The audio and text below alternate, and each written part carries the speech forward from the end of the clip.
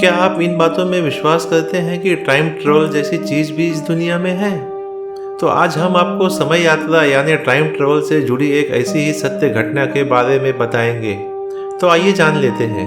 यह घटना तकरीबन जून 1951 की है, जब रात 11 बजे से 11:30 के बीच न्यूयॉर्क टाइम्स स्क्वायर बिल्डिंग के सामने अचानक में एक आदमी ऐसे प्रकट हो जाता है मानो कि जैसे कोई भूत। उसे यूं अचानक देखकर वहां मौजूद अगल बगल के तमाम लोग आश्चर्यचकित हो जाते हैं कि अचानक से कैसे कोई व्यक्ति ऐसे प्रकट हो सकता है। उस व्यक्ति का पहनावा और उसके हाव भाव वहां मौजूद सभी लोगों से बिल्कुल अलग थे, क्योंकि उस व्यक्ति ने सन 1800 सदी के कपड़े पहन रखे थे। और हम ही नहीं बल्कि वो व्यक्ति भी अपने आसपास का माहौल देखकर काफ़ी हैरान और परेशान हो जाता है और घबरा जाता है, मानो जैसे उसे लग रहा हो कि वो किसी अलग ही दुनिया में आ गया हो।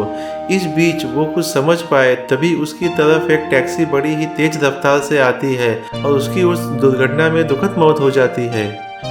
फिर बाद में उसकी लाश को पोस्टमार्टम के लिए मुर्दा घर ले जाया जाता है और जब उसके पास की उसकी सभी चीज़ों की तलाशी ली जाती है तो उसके पास से बहुत ही आश्चर्यचकित कर देने वाली चीज़ें बरामद होती है।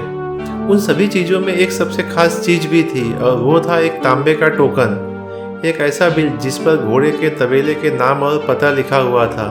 उसके पास एक बिजनेस कार्ड भी था जिस पर रुडोल्फ फेंज लिखा था और उस पर 5th एव इस प्रकार का पता था। और उसके पास उसकी जेब में $70 के पुराने नोट थे जो एकदम से नए लग रहे थे और एक कागज़ का टुकड़ा था जिस पर सन 1876 का स्टैंप लगा हुआ था।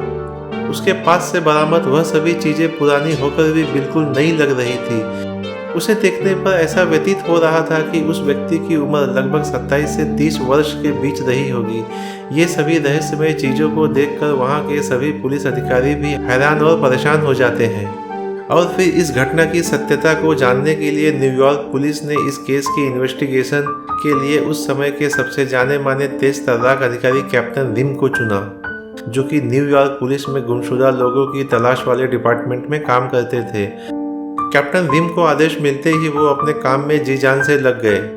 उन्होंने उसके पास से मिले उस बिल और टोकन के अनुसार घोड़े के तबेले और सैलून की खोज करना शुरू कर दी, पर ऐसी कोई जगह उन्हें नहीं मिली। फिर उन्होंने वहाँ के सीनियर सिटीजन से बातचीत करके कुछ मालूमात हासिल करने की कोशिश की, लेकिन उनको भी उस जगह से निराशा ही हाथ लगी। लेकिन उस बिजनेस कार्ड से जो पता मिला वहाँ पर तो 5th एव का एक ऑफिस था, पर वहाँ का कोई भी स्टाफ रुडोल्फ फिंच नाम के किसी भी व्यक्ति को नहीं जानता था।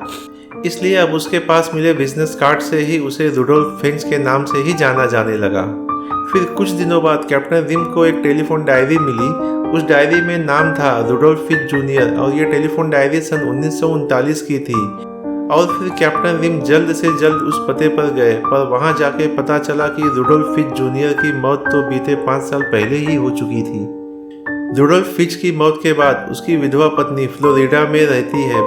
बहुत खोज निकोज करने पर उनकी पत्नी का पता मिलने के बाद कैप्टन रिम उनसे मिलने फ्लोरिडा गए और वहां जाकर उनके घर पहुंचने पर रुडोल्फ फिंच जूनियर के पत्नी ने जो बातें बताई वो अपने आप में बहुत ही चौंका देने वाली थी।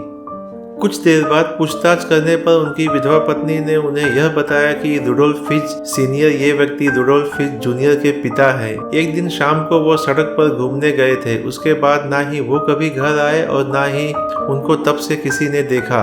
उस समय उसकी शिकायत पुलिस में भी दर्ज कराई गई थी, लेकिन उसका कोई फायदा नहीं हुआ। जिस समय सन 1876 में रुडोल्फ फिंच सीनियर अचानक गायब हुए थे, उस वक्त उनकी उम्र लगभग 29 साल की रही होगी। रुडोल्फ फिंच जूनियर की विधवा पत्नी ने जो कुछ भी कैप्टन रिम को बताया, ये पूरी बातें सुनकर कैप्टन रिम भी बहुत हैरान और परेशान हो गए। फिर उन्होंने बात की सत्यता को क्रॉस चेक करने के लिए सन 1876 के लापता लोगों की पुलिस फाइल देखी, तो उनका विश्वास और पक्का हो गया कि उनकी विधवा पत्नी ने जो सारी बातें बताई थी वो सभी सच थी।